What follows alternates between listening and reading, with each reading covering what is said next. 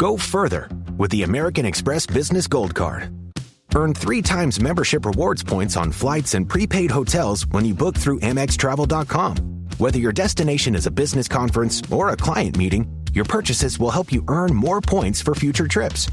Experience more on your travels with Amex Business Gold. Terms apply. Learn more at americanexpress.com/business-gold. Amex Business Gold Card. Built for business by American Express. Just because you're past your prime doesn't mean you need to look it. This was from some woman sitting in a lazy boy that I saw on YouTube delivering fashion advice.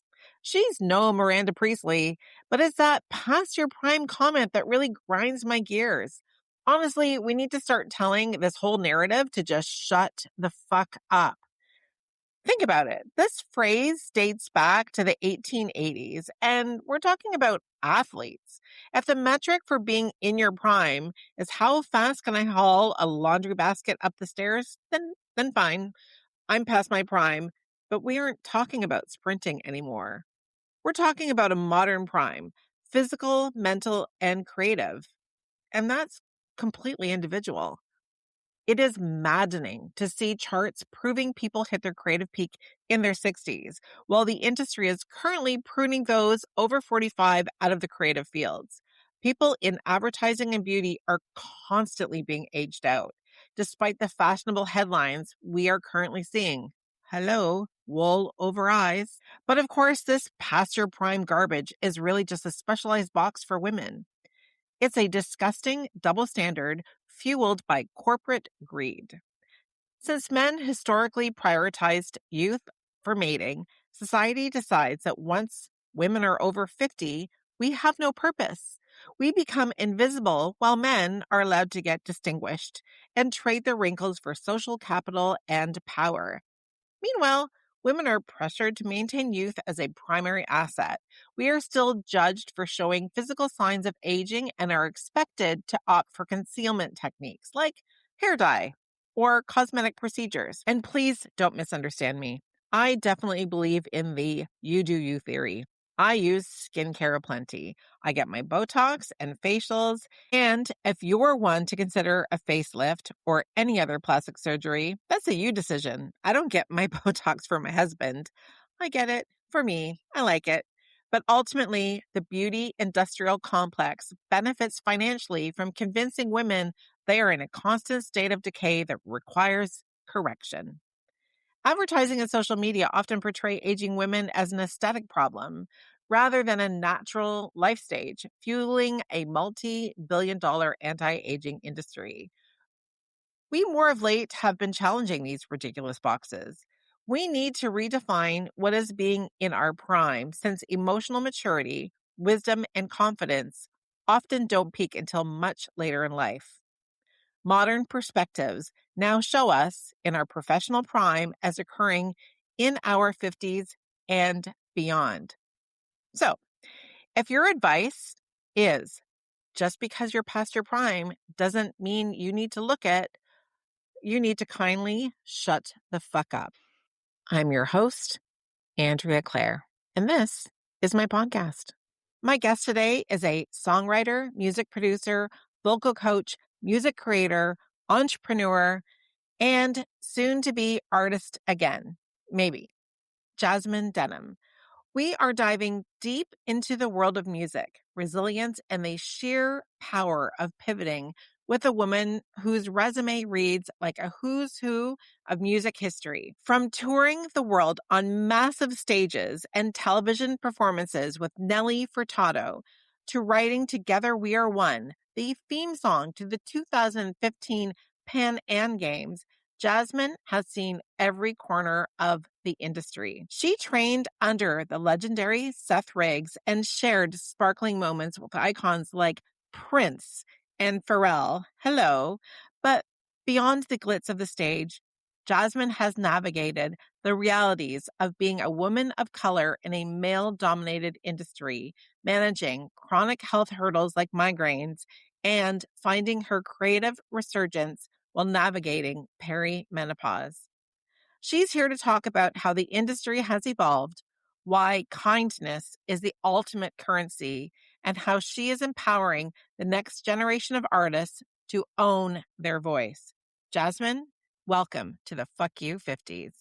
Like, I had no idea that you were in LA doing work with Michael Jackson. It was a really amazing time in my life. And I think that was the moment that really launched my career. I mean, I started my career when I was really young. I was in high school when I started recording music, and I got a manager, and I was releasing singles and really started my career. But I was in university, and I had released an album actually independently with a manager, and I just had this opportunity at the end of my second year of university to move to LA with a friend and try and make music down there. And while I was recording with producers and songwriters down there, I had an opportunity to audition for this musical that Michael Jackson was producing. And it was a musical called Sisterella. And so it was like a gospel pop version of Cinderella, just like a wild version of Cinderella. Wow. But MJJ Records, which was Michael Jackson's record company, were the executive producers of the production.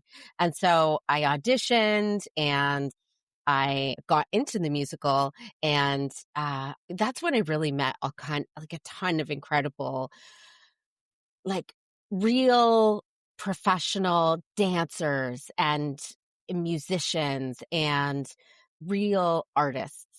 And we performed together. Michael Jackson would come to our rehearsals like just a couple of times. And we had our cast party at Neverland Valley Ranch, which was Oh my God. like really a dream. So how old were you at that point? I think I was like 20 years old, like 20, 21, very young, because when I was in high school, I took extra classes so I could fast track and graduate early. So I actually went to university, I think, a year early. And so when I left the university, I was young. And I went to LA, and I didn't really know what I was doing.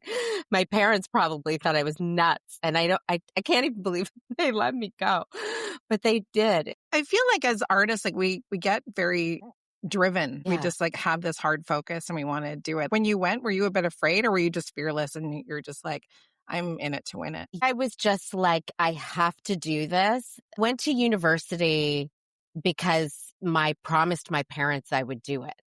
But when I was in university, I didn't really know what I was doing there.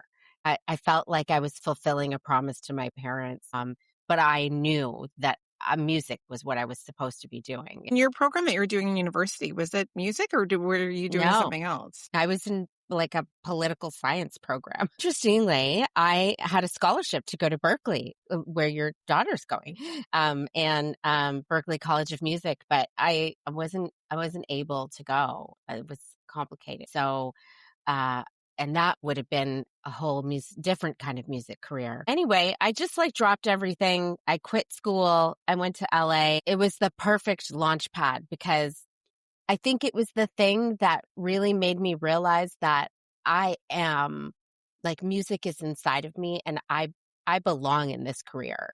I was equal to everyone that I was performing with in LA. I had auditioned with the best of people in LA, and I made it into this group of 25 people. And we were That's so working for great. Michael Jackson, and we did all these crazy things. And then that musical went to Europe, and we lived in Europe for just over a year, and we Wow. toured. Yeah, that was my first time in Europe, and there I was with all these people from California. And again, I was so young, and it was amazing. So, And from working with that team, and obviously with like Michael Jackson, there's a certain level of excellence that you probably learned at a young age. So is there something from there that stayed with you throughout your career? yeah, well, some of the great experiences working on that show and working under the MJJ umbrella was that I was given the opportunity to train with Michael Jackson's vocal coach, and his name's Seth Riggs. He's one of the most incredible vocal coaches on the planet. And I had quite a few vocal lessons with Seth. And I learned at a very young age some really fundamental vocal skills that have stayed with me my whole career. And these are things that I teach to my students. These are things that I used on tour and all the tours that I did, musical theater tours with Nelly Furtado, just all the things. And in the recording studio, just things that I carried with me and really shaped me as a singer. Just think like he trained some of the greatest singers, Aretha Franklin and Whitney Houston. And that was an amazing experience. Honestly, almost every single person I worked for has been an incredibly kind person. I did not have many interactions with Michael Jackson, to tell you the truth. He's so quiet and soft that there's one time, it's funny, my friend and I still talk about it. There was this one time when we were working in this big giant circle. Apparently I was sitting right next to him and didn't even realize, because he's so quiet and soft, I don't know if it's the energy that I bring when I go somewhere or the attraction that happens when I choose to work with people. But, almost, I think everyone that I've worked with has been a really kind person. I think one of the kindest people I've ever worked for is Nelly Furtado. She's like incredibly, sweet and generous and thoughtful. And I loved working for her. I worked for her for 12 years, and she just got inducted into the Canadian Hall of Fame this past weekend at the Junos. And I was there, and it was so nice to see that after 25 years, because I was there when she started. Yeah, that's amazing. So it was a nice kind of full circle kind of experience. And it's great to see a Canadian doing so well. Yeah. So what was that like to travel with Nelly Furtado? How was that? I started working with Nelly Furtado right at the very beginning of her career. I'd just come back from Sisterella. I took some breaks, and then I worked on the musical Rent. And I traveled a lot with that for like a year and a half. And then I was releasing music, and Nelly Furtado's manager reached out to my manager and said, "We've got this new artist, and she's about to release a song, and we're going to go perform it on the Jay Leno show. Can we borrow Jasmine so she could be a backing singer for this song?" And nobody knew who she was. And I was kind of like at the tail end of trying to promote this album that didn't really do anything. So I was like, yeah, I'll go back to LA. I could go hang out with some friends, go perform on the Jay Leno show. That sounds great. I'll have a week in LA. It was awesome. And then at the end of it, they were like, "Do you want to do more with us?" And I was like, "Yeah, why not?" And this relationship turned into years and years and years of great times, traveling all over the world, singing backing vocals for her, doing every single TV show that you can imagine all over the world. Saturday Night Live, Rosie O'Donnell, Top of the Pops, all the shows. Well, a lot of the time, I was one of the only other females around. But in the early days, I was the only backing vocalist. And so Nelly was always very aware of the fact that I was one of the I was the only female on the tour bus with all these guys. She would always reach out and check in to see how I was doing, being on this bus full of men. And she was just very wonderful as a person to work for. How was that? I mean, the music industry is very male centric and so many different angles. How was that being on a bus full of men? Were they fairly respectful, or not that I want you to throw anyone under that bus? Yeah. Very good. Thanks. I think the Nelly world attracts a lot of wonderful humans. But we always had like a respectful group of people in the band, and I never felt out of place. I actually made lifelong best friends out of the band. We felt like a family, and people were always very respectful about my space and, um, you know, me as a woman. I just saw a lot of them this past weekend at the Junos, and we're all still like family. That's nice. Yeah. Yeah. I've done a little bit of work in the music industry, just obviously as a hair and makeup artist, working with some singers. And there was a time where I did some shoots where it was like here in Toronto, where they got a photographer and they would take a new artist. Honestly, it was always the young women, and they would have a stylist with like wraps of clothing, and they would basically try to pull a look together to kind of decide on what their look is going to be, right? So the label was basically telling the young artist how she was going to promote her look. It wasn't Yeah. even so much her being a voice with her own art. It was more like, we see you as sexy, or we see you as like the folk girl with the flowy skirt. Do we still see that in the industry? Has it kind of come away from that? Mm. I'm not 100% sure, but I know exactly what you're talking about because that happened to me when I was younger. I've had quite a few of those exact same photo shoots where a whole giant rack of clothing comes out, and then somebody else is telling me what looks best on me and what I'm going to wear in that photo shoot. And I can think of like a bunch of photos that maybe I didn't feel the greatest in.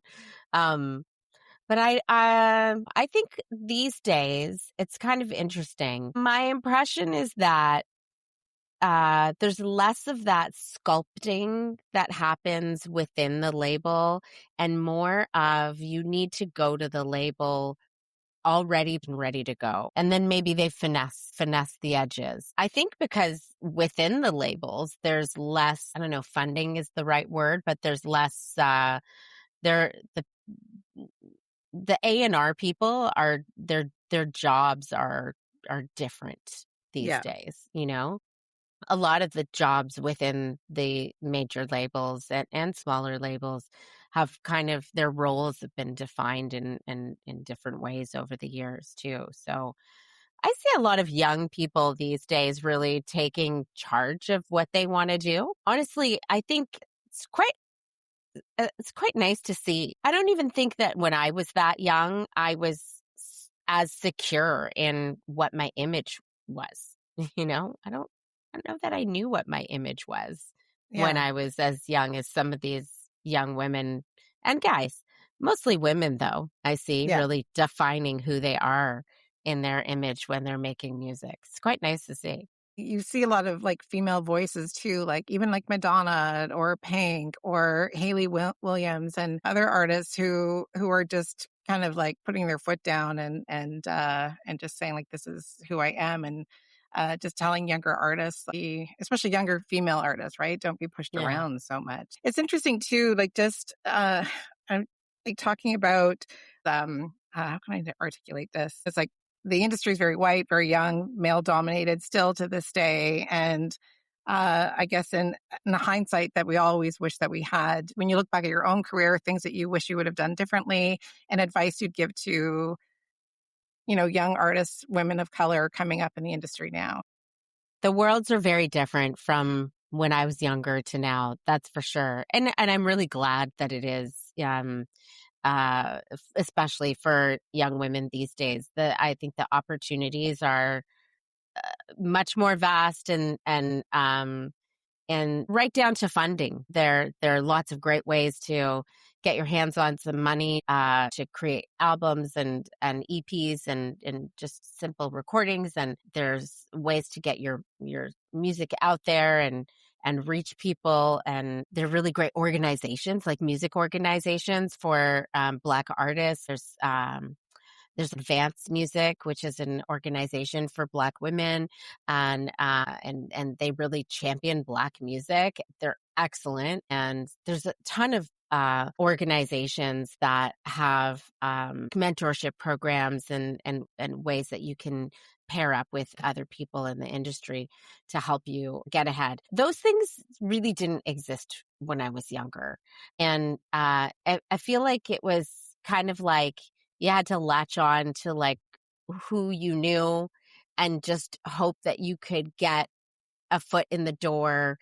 I was lucky and unlucky at the same time because I met a manager when I was 14, and he was a really great and well-known manager in the music industry. His name was Ivan Barry, and he managed the Dream Warriors, the rap and hip hop guys, Mishimi, another female rapper, black rapper, like he was really fundamental in the Canadian hip hop and rap scene.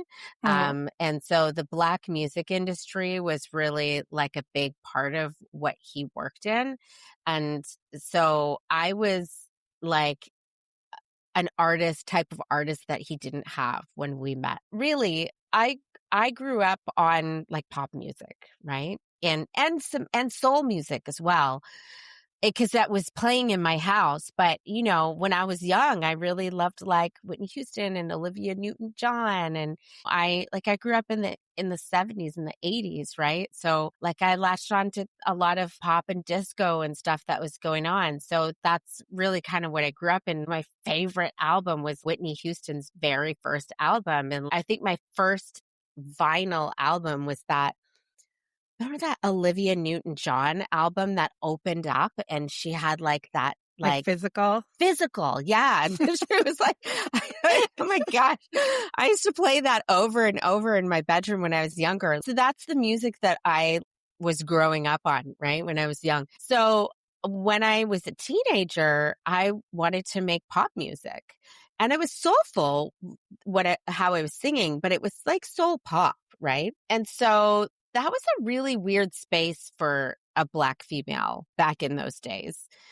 I would say like when I was an older teenager in the mid 90s, there was really no space for that. Or like I would say like when I was in university, it was like the early 90s or mid 90s. There really was no space for a Black pop artist, right? Nobody really knew what to do with me. And so that was that whole like sculpting. What do we do? How do we style her? How do we get her out there?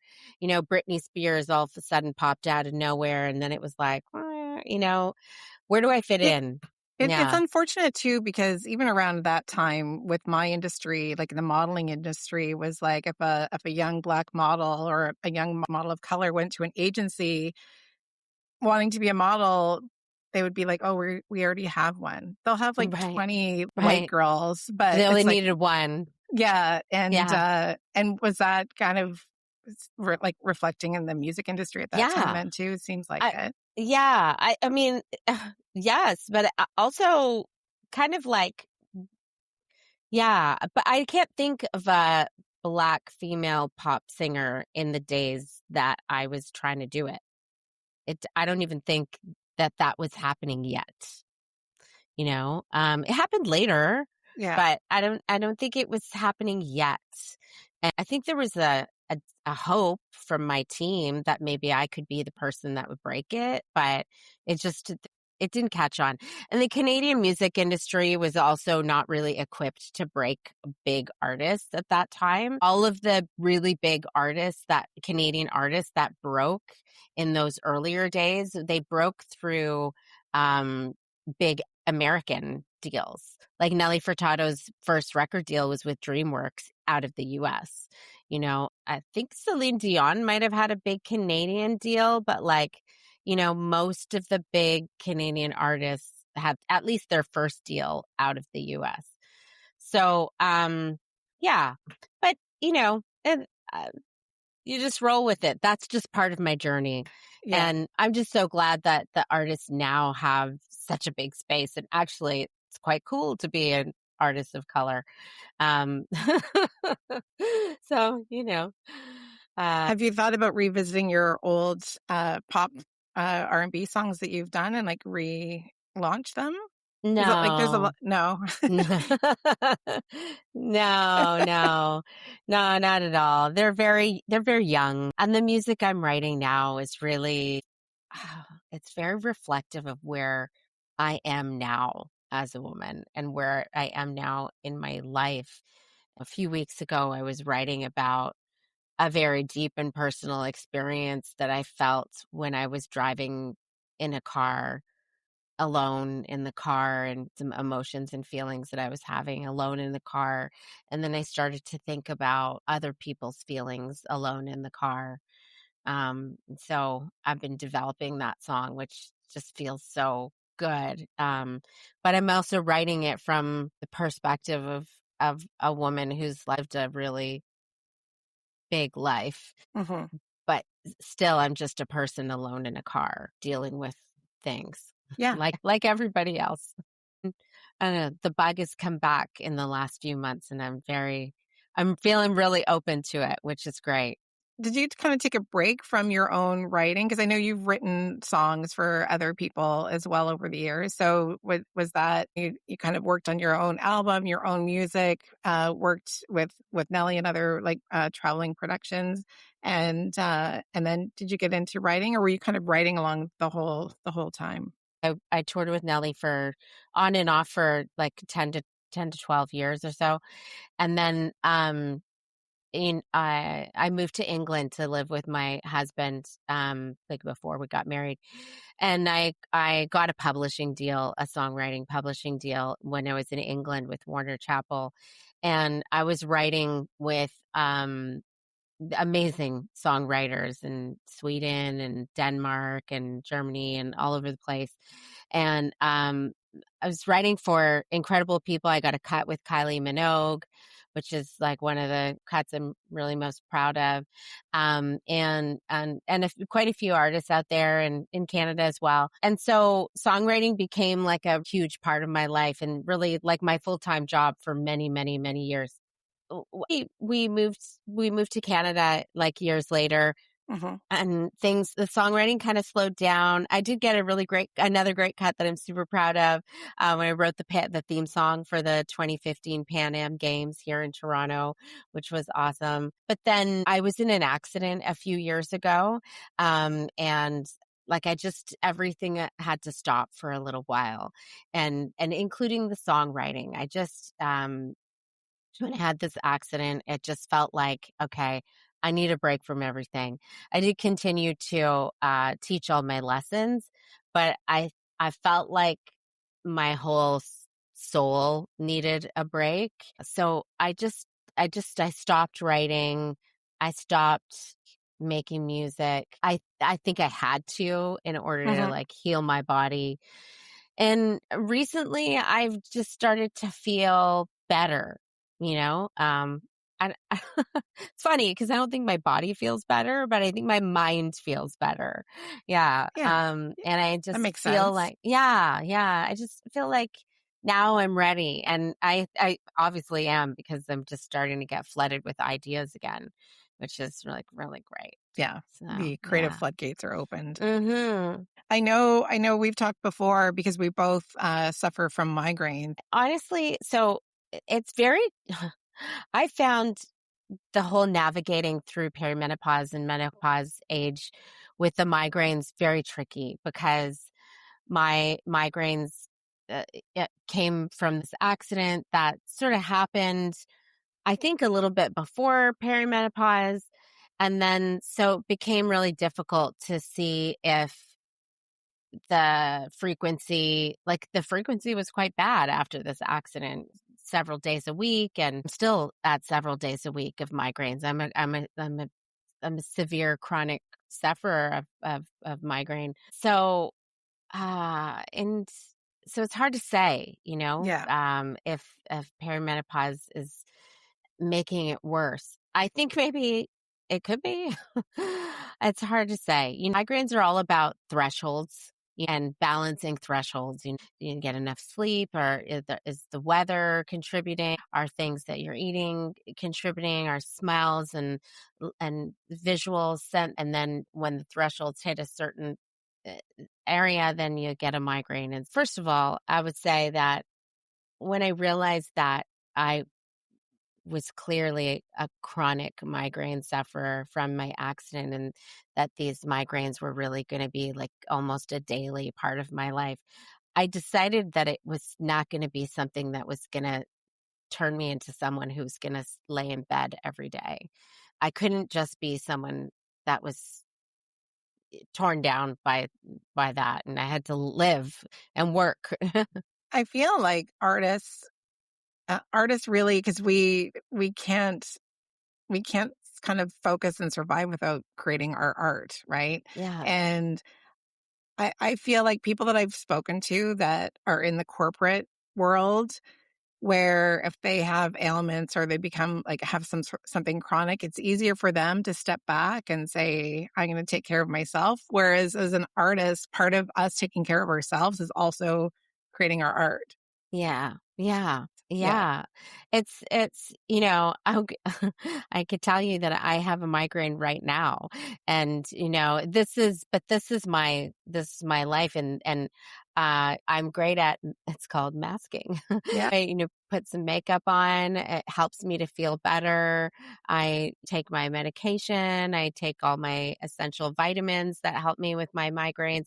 I've become like a migraine warrior. And, I want to live my life. I realized, when I turned 50, I was like, I want 50 more years and I want 50 more great years. And and if I'm going to have migraines with them, then okay, what do I need to do to keep going? I have days where I can't get out of bed. This is true. I had one just on Tuesday. I couldn't work. I couldn't get out of bed. I do get those days. There are ways to just manage, and I like to share what I know with anybody who wants to hear it. And sometimes too, you just don't have that luxury of not like, I think it depends on your day. If you're performing, I would imagine you can't really cancel a performance because you have a migraine, right? When I was younger, my migraines were more frequent. And then I had a bulk of time where I didn't have them when I was in like the childbearing years. And then they started coming back. And according to my doctor, once I'm in menopause, apparently according to her, I won't have migraines anymore. So we'll see. But definitely there were days in high school where I would have 3 days out of the week where I could not even function. I would get that where you can't see the aura and everything. Aura. Oh God, it was so bad. But I've been on set, and it's funny because you're talking about like the different things, needing to sleep more, red wine could be a trigger, certain foods could be triggers, but there are people that can say, this is my trigger. But it sounds like, aside from your accident, which obviously has impacted you, but for me too, it's like, I could be perfectly fine, had a lot of sleep, didn't have any red wine the night before, feeling perfectly fine. And then a flash of light, like the sun will bounce off something metal in my car, immediately migraine. A smell, something turned around a corner. For me this week, one of the craziest things were like these multiple days of thunderstorms that happened.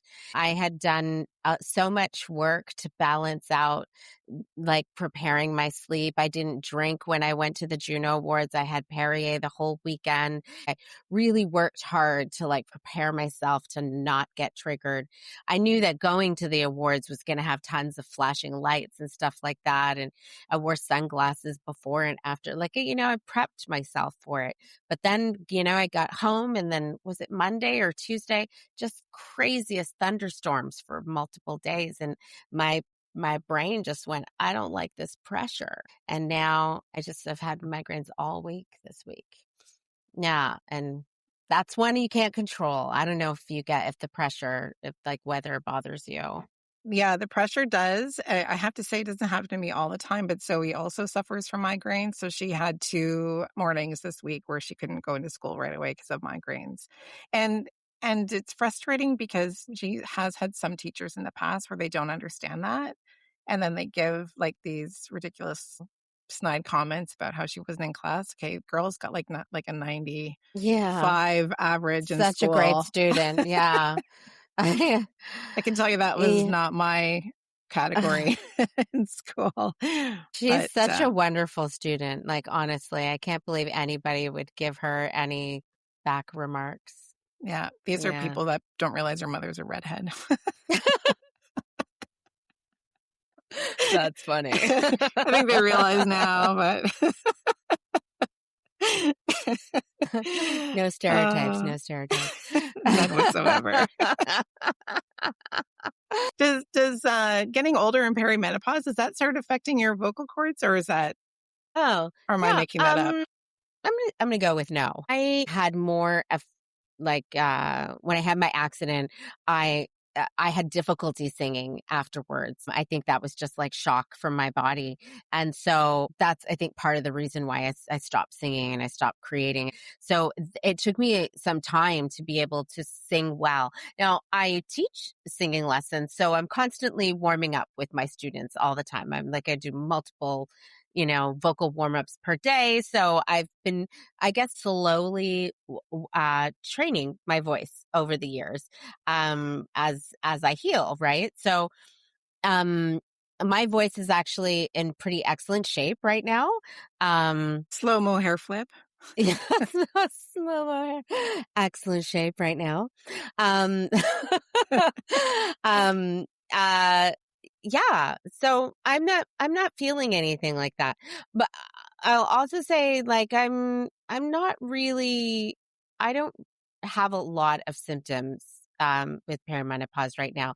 The symptoms that I have are really, I think, enhancing other health symptoms that I have. So I have like a disease in my back and my bones. And so I'm having just like a lot of like pain in my spine and my tailbone from that disease, but my hips are hurting a lot more. Like I'm having a lot of joint pain. And I think that's probably coming from the perimenopause. And I'm having insane sleep issues. I can't sleep. I wake up at 3:00 every day. Have you tried progesterone? Not yet. I haven't tried anything yet, actually. I was having so many insane sleep issues too, and I wasn't really having any symptoms either. I didn't have hot flashes or anything, but the sleep, I was finding myself waking up like 2, 3 in the morning and just being wide awake.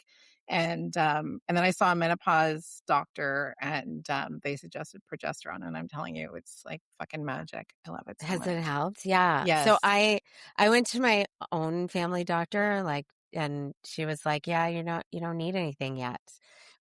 She did some blood work, and she's like, "Your blood work's all fine."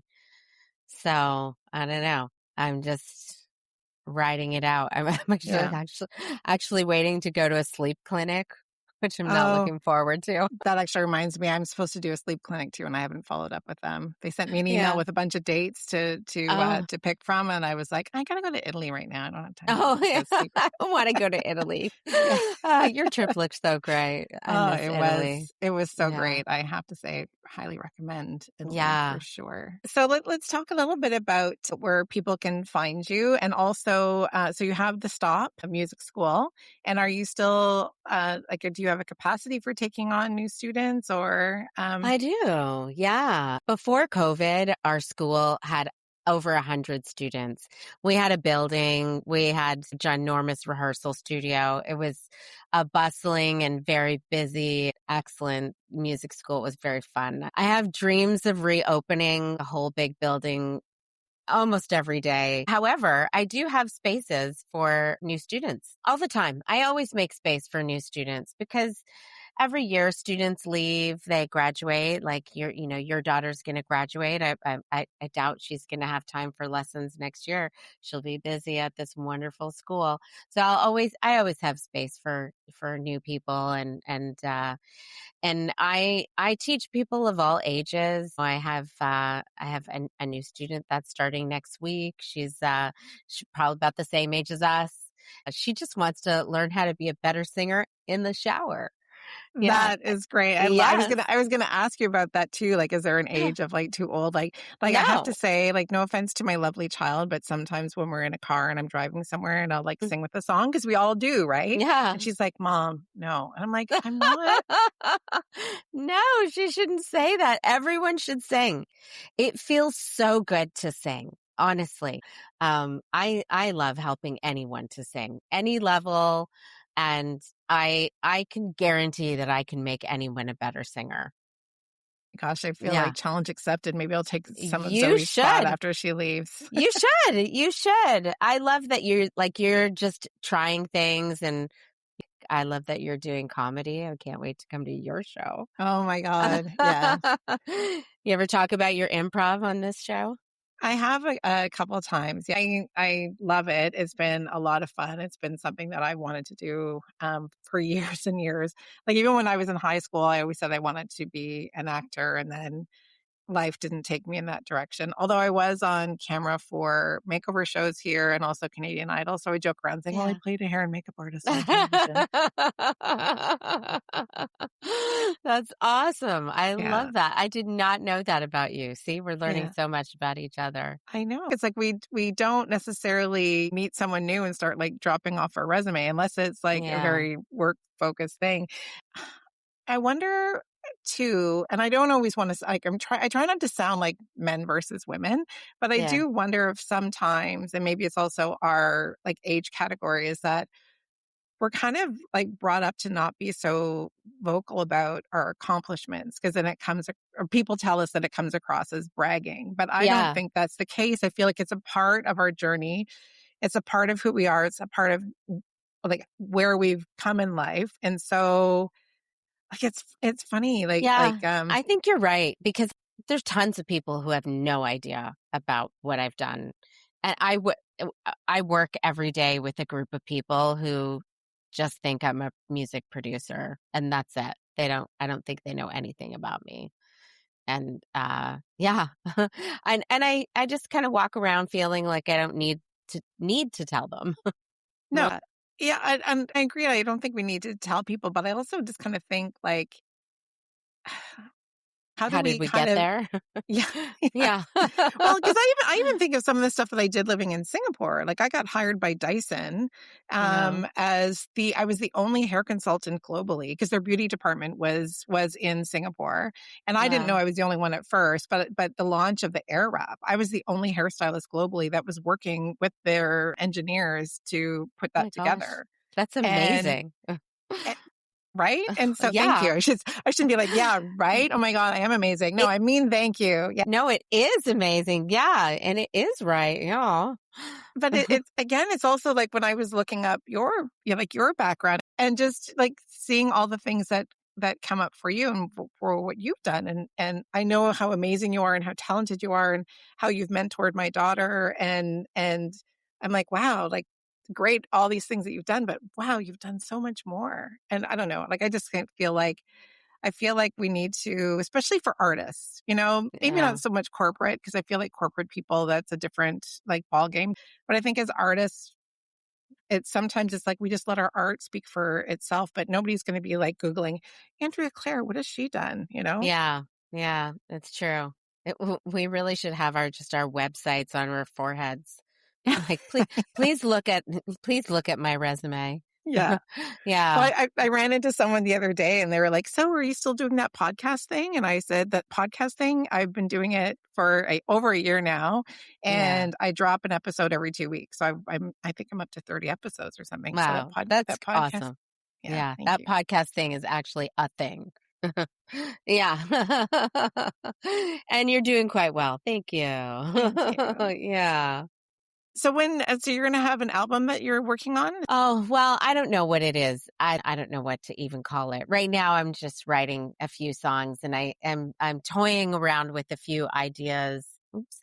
I'm not entirely sure what direction to go down, but I'm playing with some I'm writing some songs right now, and then I think I'm gonna just take them to some people and see. I will probably apply for some grants and see what I can do with that. I always have big ideas. So once the idea is finalized, I'm sure it'll be a thing. I might need to Yeah. take a little time off of work. You'll do some performances. Yeah, maybe. I was really inspired by a performance. Actually, I was really inspired a couple months ago. I was invited by a friend who has a home in Blue Mountain. And she took me to a very small private performance. Chantal Kreviazek Oh, was okay. playing in somebody's home in Blue Mountain. and there was probably about 30 people in the room, and Chantal Kreviazek was playing on a piano, and there was a guy on the cello, and it was just the two of them, and it was Amazing. incredible. It was so good, and I was like, "Oh, I could do this." And then I told my friend, has a big, beautiful house, and she was like, "You could do that at my house." And her living room's quite big. And I was like, "Yeah, I actually could do that when my songs are done." It was really inspiring. Watching her perform live, I was like, "Wow, what am I doing? Why am I wasting away? Yeah. I'm a singer. I'm a performer. I'm a musician." Like another one of those pivotal moments for Yeah. me. I had already started writing some music, but then it was like, "Psh, girl, what are you doing? Get up out of your seat." Maybe that little So flame. yeah, Yeah. yeah, yeah, Yes, I do want you to share your Prince story. yeah. Prince. Yeah. Meeting Prince was pretty great. It was short, but it was like also like a sparkle in my life. Um, so one of the shows for Nelly Furtado was here in Toronto. It was at the now called Scotiabank. It was the Air Canada Center at the time. And we were opening for Prince. It was rare for us to ever be the opening act for anybody, but because I think it was for Prince, we were the opening act. Yeah. And nobody ever thought we were actually going to meet him because it's Prince. We're there. We get a dressing room backstage. Everybody's excited. We go on stage. We do the show. We're so excited because the crowd is so pumped. The crowd is obviously there early because it's Prince's show. We had an awesome set. Like you're playing on Prince's stage. It's not like our Yeah. stage, it's his stage. So Amazing. it feels really amazing too, right? You feel like this excellent energy. We go back to the dressing room, and then there's like this little commotion at the front door of the dressing room. And all of a sudden, Prince walks into our dressing room. And we Amazing. were all like, "Oh my God, Prince is in the dressing room." And then he was like, "Guys, I loved your show. You were amazing. You were all so incredible." And then he goes around the room, and he has a comment for every single person in the band that was performing. And his comment for me was that my energy was so wonderful that I reminded him of Sheila E. And I was like, "Oh my God, I didn't say this. I happen to know that he loves Sheila E." Yeah. So for him to tell me that I reminded him of Sheila E. by the way that I moved and the energy that I gave, I was like, that is like literally like the blessing from Yes. Prince. I was just sitting there like, With another slow-mo hair flip. you're just like, "Oh my God, what did that just really happen?" And then he just went around the room, and he was so nice, and he invited us to the after party. I don't remember why I didn't go to the after party. I didn't go. Temporary lapse of sanity. Yeah, I don't know. Yeah, that was my brief but incredible moment with Prince. Yeah, it's one of the stories you've told me that's one of my favorite stories. Yeah. I've been a massive Prince fan forever. Yeah. Yeah. And this is again when you talk about like artists who are kind, like he didn't have to do that. And also it was evidence that he had watched us. He didn't have to watch us perform. We're the opening act, right? But that he also paid attention, and Yeah. he had looked at each of us as individual artists, not just as Nelly Furtado's band. Look, they're great. He looked at each of us as individual artists and then remembered each of us as individual people. Like, here's a comment for you. And they were genuine. Like that's a person who is kind and thoughtful and pays Engaged. attention. Yeah. Really engaged. And it was like, I could only imagine how amazing it would be to work for him, and it was very nice and something I would like I hold dear. I feel lucky. I've had a lot of like tons of little like sparkly moments like that. I had a moment like that with Pharrell Williams as well on tour. It was my birthday, actually. It's a funny story. Do you want to hear it? No. No. Yeah. We had just flown to Portugal for a festival. And it was my birthday. I don't know how old I was, but it was actually my birthday that day. So we did the show. Nelly told the whole entire crowd that it was my birthday, and she got the whole crowd to sing me happy birthday. Amazing. And it was awesome. It was so fun. So after the show, because it was a festival, there were multiple performers around, and Pharrell was there performing with, I can't remember who he was performing with, but he was there. And I don't know how I got introduced to him. I think maybe Nelly introduced me to him. And I'm not really sure why I ended up in his dressing room, but I did. And he was like, "Oh, it's your birthday. Come have some champagne." So I was drinking champagne, and I was hanging out with him and all these people in his dressing room. And then he invited me onto the stage for his performance to wave this big giant flag around. So, I'm going to be Googling this and seeing if I can find it on YouTube. I don't think I've ever seen it, but it was like this big, huge flag. I don't even know what was on the flag.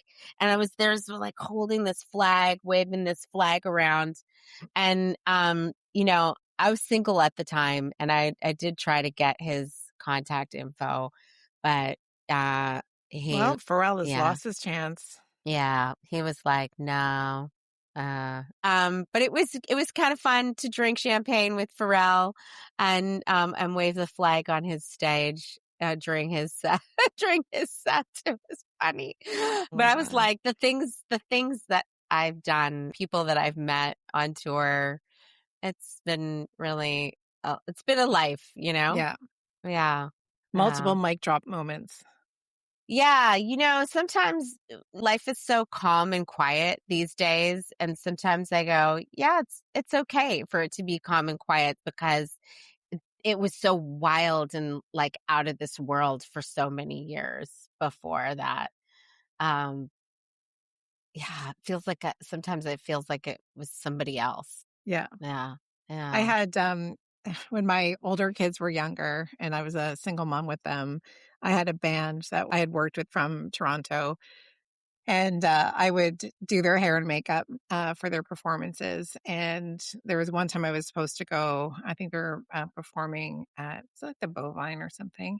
And my babysitter had to cancel last minute for whatever reason. And I messaged them. I was like, sorry, like I can't, like, there's nothing I can do about it. I can't come and do your hair and makeup. And it was just always a fun night because I was like friends with them as well. And, whatever. Anyway, they were like, sorry, you can't come, but we have time. Can we come to your apartment and you can do our hair and makeup? And I was like, sure. So there are these like alternative rock and roll people in my house with their guitars and coloring on the floor with my kids. Yeah. That's awesome. Thanks for tuning in to the Fuck You 50s. If you enjoyed this episode, please take a moment to follow and rate the podcast. And we would love to connect with you on Instagram. So be sure to follow us at the Fuck You 50s. The Fuck You 50s is hosted by Andrea Claire. See you next time.